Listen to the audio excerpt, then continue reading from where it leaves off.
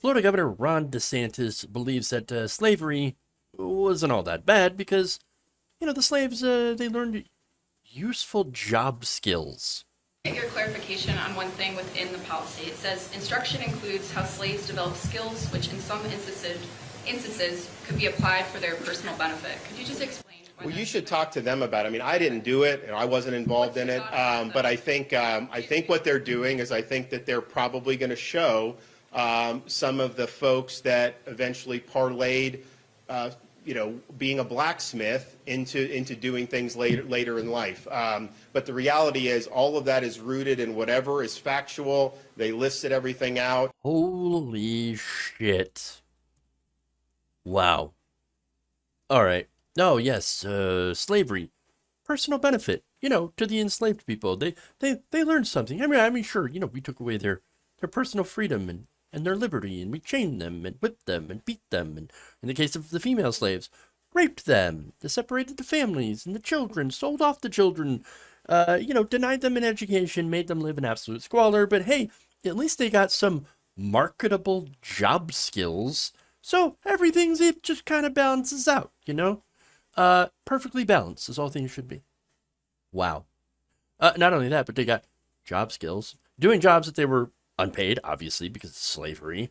And honestly, if they had never been emancipated by, I don't know, the Civil War, they would have been continued to be forced to work for free as slaves. Yeah. Look, I don't even know how he could attempt to, spin this bullshit with a straight face.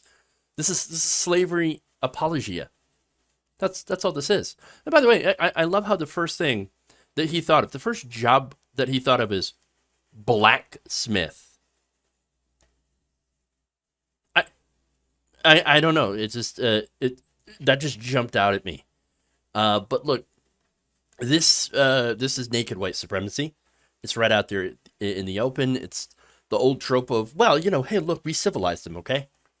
They're better off. They were better off, because the white man, we gave them the tools to succeed in this country by enslaving them, so everything works out. I mean, without us, without the benevolent white man teaching him how to be a blacksmith or whatever, they could have never made it on their own.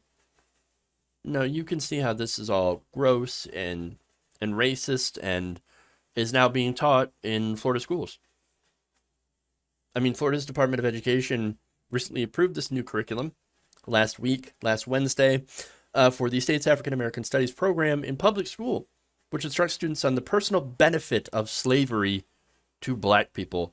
By the way, did they also talk about the personal benefit to the slave owners, which, I think that's an important point to bring up.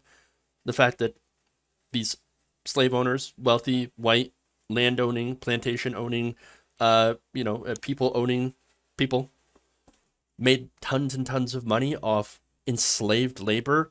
Do those guys get a mention? Because that was a bigger personal benefit than getting some marketable job skills after they were freed by force at the point of a gun. I mean, this is amazing. Now, the state's curriculum standards for the African American Studies course say that students will learn how, quote, slaves develop skills which in some instances could be applied for their personal benefit. Personal benefit. The personal benefit of the slaves. Look, I mean, it's right there. It's the literal whitewashing of history that is unfolding before our very eyes. The Republican Party's racist. That's really what it is. This is a culmination, by the way, of hundreds of years of work by white supremacists, white supremacy groups, the KKK, of course, and the Daughters of Confederacy, and has been most recently taken up by racist Republicans ever since the Southern Strategy and the party flip. And, of course, this curriculum is also part of the so-called Stop Woke Act, which proves that to certain people, woke just means anything to do with black people. Now, DeSantis also claimed, and you heard that in this video, that it was put together by academics. It wasn't me. I didn't do it, even though I totally support it. It's based on factual information. Was it? Was it? First off, nice little deflection there, while defending, of course, the policy that you absolutely had a hand in. I mean, just the fact that he had to take the time out to say, well, it wasn't me. You can ask the academics and all that stuff. No, he was definitely involved in crafting this policy while trying to do plausible deniability. And that's really one of the biggest things DeSantis' campaign has been doing is nonstop plausible deniability. Putting out things, saying things, and then saying, oh, we didn't put it out. Somebody else did. But we do. We just support it because it makes sense. Yes, that's exactly. But secondly, it's not even based on factual information. According to the Tampa Bay Times analysis, half of the examples of people who had gone on, former slaves who had gone on to do better after they were freed, and I think being freed was the main driver in some of those stories. They happen to gloss over.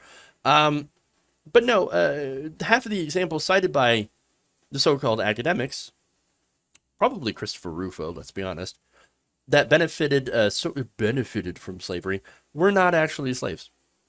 We're never slaves. We're born to freedmen. The Times reports that the state listed 16 names when pressed to provide proof of how slavery may have benefited black people. Again, half of them weren't even slaves to begin with. They were born from freed people, freedmen. A museum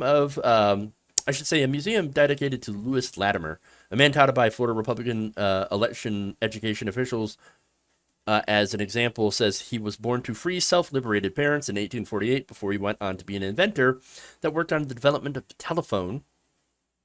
The Museum of the American Revolution described James Fortin, another example cited by the state, as a black entrepreneur born to free parents. Henry Blair, Paul Cuff, and John Chavis were other examples provided by Florida, despite them being born free. They didn't benefit at all from slavery because nobody except for a certain type of person, the white wealthy plantation owner, benefited from slavery. But here's the thing. This is why they don't want black history taught. Real, actual black history. They call it critical race theory. It's actually just black history.